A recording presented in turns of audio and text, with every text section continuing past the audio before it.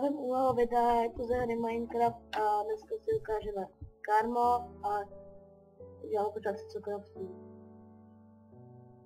Potřebujete si dát takhle kůži, toto železo, máme toho 2 kola, potřebujete 2, pak jsem dám pec, teď stony, jsem také stone torčky, jsem redstone, pak jsem železo, tady takhle, jsem čestku, jsem kola, jsem macko,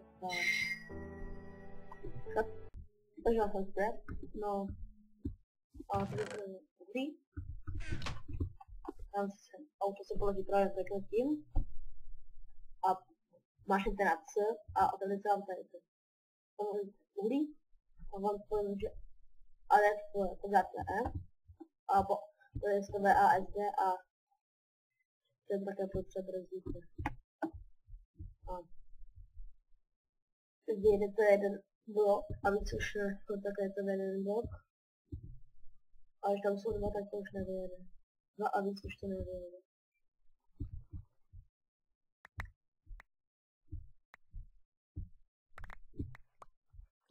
Jako někdy jo. Děláme žije kdy. Jo. Takže se to.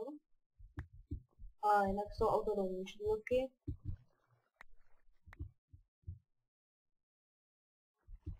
A odkaz na stánutí módu je popisku videa. Takže to čekaj.